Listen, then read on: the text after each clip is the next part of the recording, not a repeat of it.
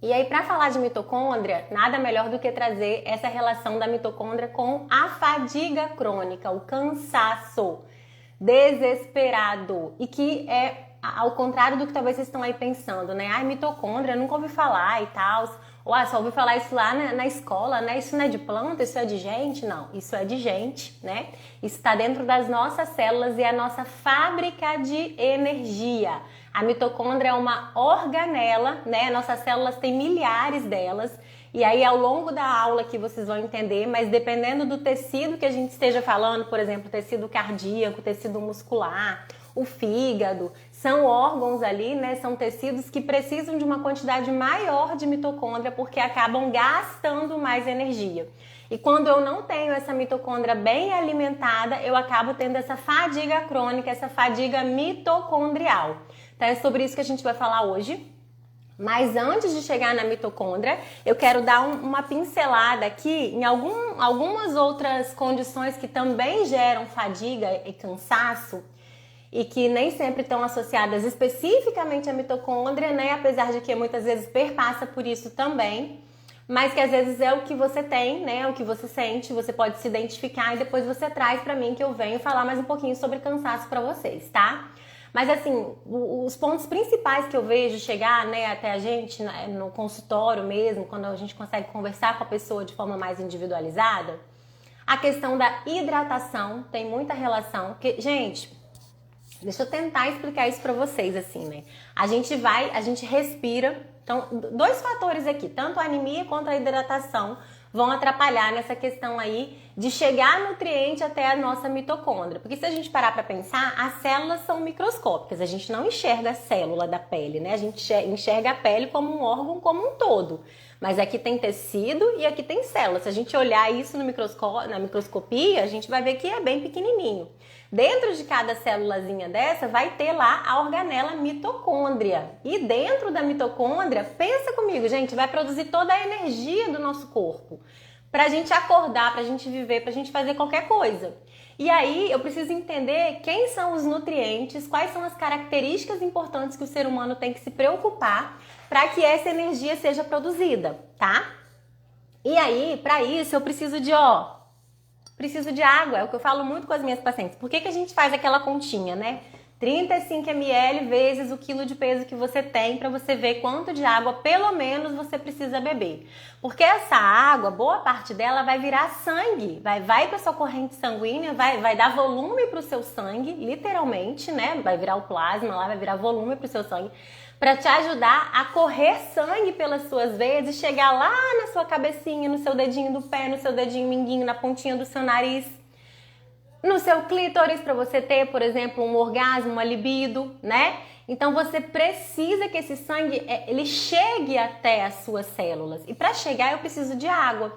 E aí, o que vai ser carreado ali naquela água, naquele sangue vermelho, naquela água vermelha que corre nas nossas veias, nas nossas artérias? Os nossos nutrientes, então, e oxigênio. Então, se eu não tenho oxigênio, não tenho água, eu acabo não, por mais que eu tenha nutriente, acaba não chegando. Mas muito comum a pessoa que não bebe água, a pessoa que não tem também ferro, por exemplo, que pode ser uma relação com anemia, também não tem nutriente. E aí, gente, lascou, né? Porque aí você já tá por 3 vias ali deficiente. Então, você não bebe água, você não tem ferro e você também não tem nutriente. Como que você vai ter uma mitocôndria funcional? Isso é muito sério, gente. Hoje, quando a gente pensa em envelhecimento, a primeira condição clínica mesmo que qualquer medicina integrativa vai buscar, vai pesquisar, é relacionada às mitocôndrias. Então, se vocês começarem a buscar aí, a googlar mesmo, vocês vão ver que tem muito conteúdo sobre isso, tá? Para vocês terem uma ideia, eu trouxe 3 artigos aqui que eu já vou colocar no início para gerar uma curiosidade e vocês ficarem comigo até o final.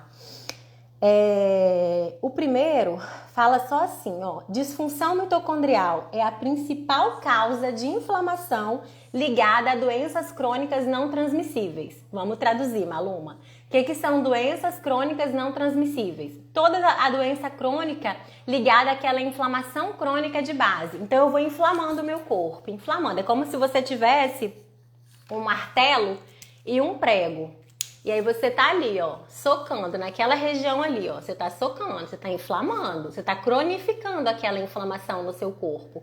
Uma hora vai dar ruim, não vai? Uma hora isso aqui vai necrosar, isso aqui vai estragar. Então, vai acabar o oxigênio daquela região. E é isso que muitas vezes a gente faz com o estilo de vida ruim. Não faz atividade física, não bebe água, não come direito. Então, a gente vai colocando o nosso corpo, gente, e o tempo vai passando, não vai? Fala pra mim. Aí passa um mês, aí no mês que vem eu vou olhar pra mim, aí eu não olho, aí no outro ano eu vou olhar pra mim, aí eu não olho, aí vem a pandemia, aí a pandemia não fica 1 ano, fica 2, 3 anos, aí eu vou olhar pra mim, mas aí já um monte de gente, né, infelizmente.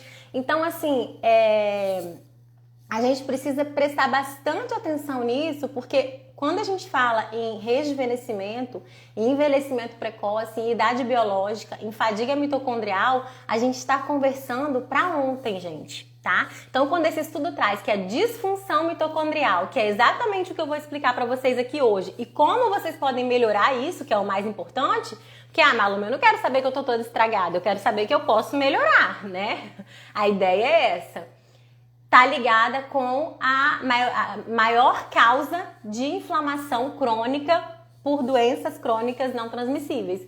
Diabetes, hipertensão arterial, né? Tanta gente aí com tanta doença se arrastando, né? E aí eu trago outro artigo relacionando com doenças autoimunes. Olha aqui para vocês verem.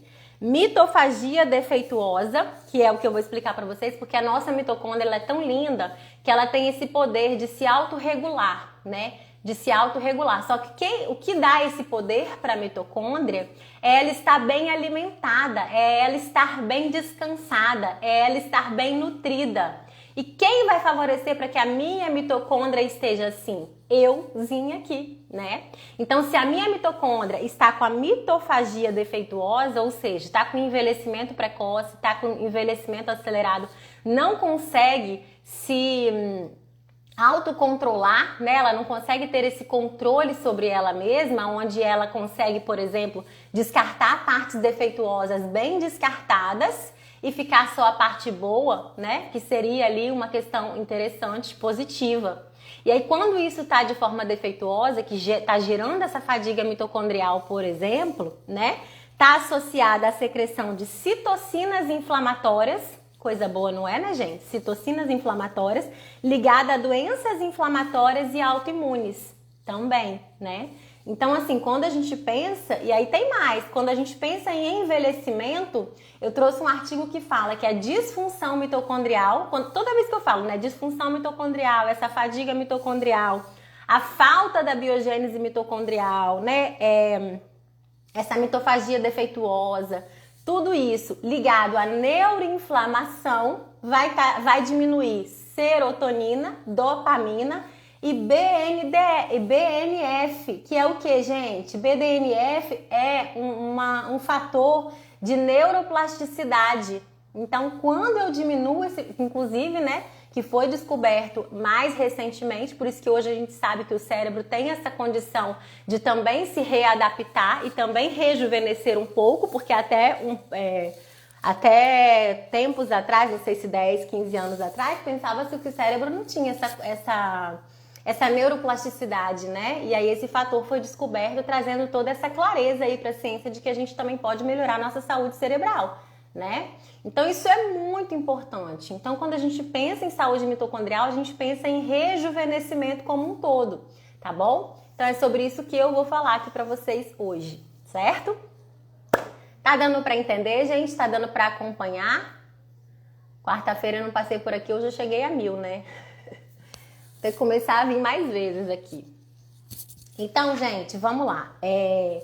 Pensando então em todas essas outras questões que podem trazer essa questão de fadiga crônica, de cansaço também. Pensa se você tá bebendo água direitinho, pensa se você não tem anemia, né? Olha lá o seu hemograma, sua hemoglobina, hematocrit, ferritina. Então vamos dar uma olhada nisso tudo, fazer aquele check-up. Tem uma aula aqui de check-up de saúde da mulher 40+, onde eu falo passo a passo para vocês de todos os profissionais que vocês devem procurar. Tá na dúvida? Começa pela nutricionista, faz um check-up, né? Porque vale muito a pena, gente. Não fica só no preventivo, tá bom?